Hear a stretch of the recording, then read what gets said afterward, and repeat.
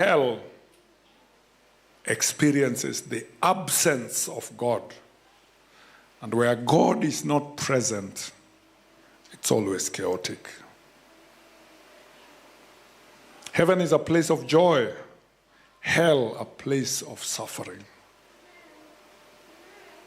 Both heaven and hell are eternal in nature. Once you get there, that becomes your eternal destination.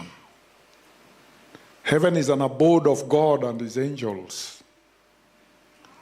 And yet hell is an abode of Satan and his demons. And people must make the right choice while they are in this world. God's plan for every one of us is that none of us should perish and go to hell, but that all of us should surrender our lives and give it to him so that we can have life and have life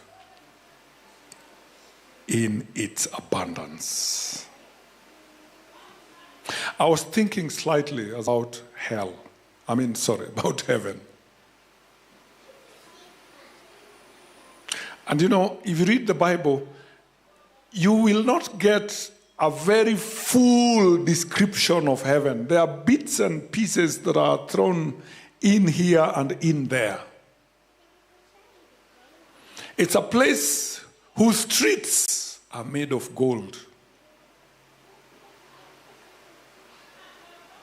A place of peace. A place of joy. A place where we forget all that we went through in this world. Can you imagine being in a place where you don't know sorrow, you don't know sickness, you don't know pain, you don't know death, you don't need the sun, because the Son of Righteousness will himself be there lighting up the place. It's a city, the Bible says in some places, a city whose founder and maker is God. You know, some of us who have traveled a bit of this world, and you go to some cities and you're like, wow, these architectural wonders. But these are all machinations and works of men and architects, human beings. Can you imagine a city whose founder and maker is God? So even when God says there is a mansion prepared for you, you even have no clue what kind of a mansion this is. And so the Bible just throws bits and pieces here and there for us to have a glimpse of what it is. My prayer for each of you is, number one, you will make it. And if there be anything in your life that would want to stop you from making it to heaven, like this missionary who came and preached in Africa, and when he went back, he was complaining. Because if he remained with that attitude, chances are he would not have gone to heaven. But God was merciful and showed him, hey, the things you've done out there, when you arrive here, the reception you will have is different from the one you are having in America, even though America is a first world. They call it a first world, and us we are called third world. But yet the Bible does not tell us God created the first and second world and third world. We were all created at the same time. Reflect. You yourself need to make it to heaven. And if there be anything in your life that, look, every day in your life as you journey to heaven as a child of God, you will face challenges. And some of these challenges, if you are not careful, they may make you to miss your forecast home, which is heaven. May the Lord help us that we do not get distracted. If there is something the devil wants for each one of us, is that we be distracted not to go to our eternal home of heaven. And so he will bring things that will perchance make you complain or make you think, oh, you're not getting the best out of this, and make you feel discontent with your faith and all this kind of thing. Put them aside. Remember your eternal destiny. Focus on it. And don't miss it. House on the rock. Of course, there'll be no house on the rock in heaven. But I'll be happy to see people that we fellowshiped with, we sang with, we served the Lord together with. Someone was saying, no, in heaven you may not know other people. You will know them. Because even in hell, the rich man looked at Lazarus and he knew, this is Lazarus. And yet they were already in the other life. They were not in this life. So we'll know each other. Let me finish by saying this as I close.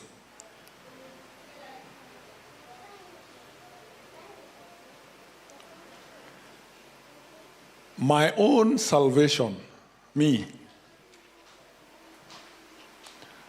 was, okay, I've said that testimony here.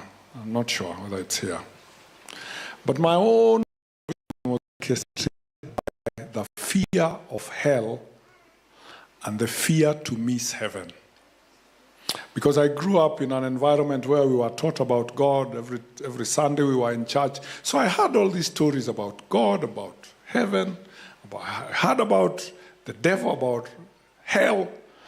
And in my heart, I said, oh God, I would not want to spend my eternal destiny in that place called hell. And so, because I want to change my destiny, I want to give my life to you. And that was the thing that inspired me to look for the preacher myself. I went to his home. I remember the 5. Talk to them. You are the prophet to them. You are the preacher to them. Some of you in your networks, you've got friends who you know don't know Christ. You are the prophet in that network to tell them about Christ. I don't know them. Or bring them to church. It's one of the other simple ways of helping them out. My prayer for each one of us is that if there be anything in your life that would cause you to miss your eternal destiny, that you will somehow work out and ensure that that thing is put aside and that you focus on your destination.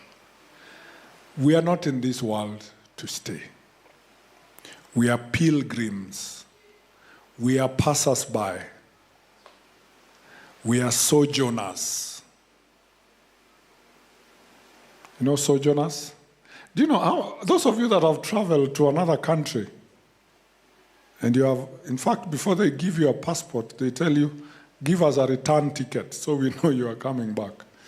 So when you are in that other country, in the back of your mind, you always think of home. No.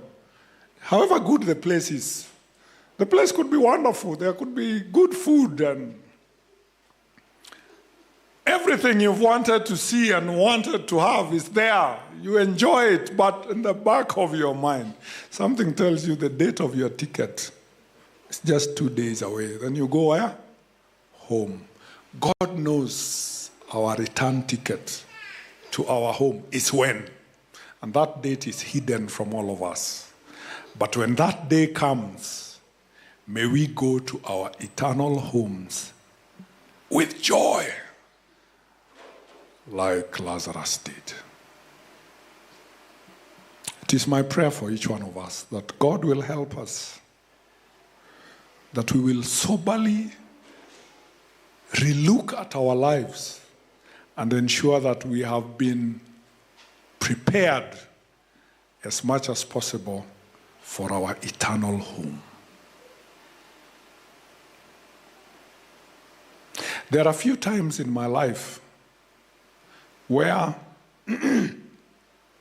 certain things have happened and they have brought me to the realization, wait a minute, if this thing goes on, it might block me from getting to my eternal home. And I've always been quick to tell the Lord, Lord, please help me. Of all the things I would not want to miss, it is heaven. And so help me that if this is the thing that's going to give me a problem, show me what I need to do to put it right so that I remain focused on my journey to heaven. May the Lord help us that we will remain focused to head to our eternal home, and that as we keep that focus, we remember the 5, to talk to them. Whether they will believe you or they will not, yours is to tell them. And one thing the devil has used to make it difficult for is to try and make hell look like it's not that dire place. It's not us. Sometimes we use the word hell so casually, as though it's just another casual place. Hell is not a casual place. It's a place of torment. If the rich man was crying because he was in torment and in anguish, it cannot be a casual place. It's a place of torment. Yet at the same time, heaven is a place of joy. And this is the place that each and every one of us must make sure that we work towards going into. May the Lord help us. May the Lord help us. I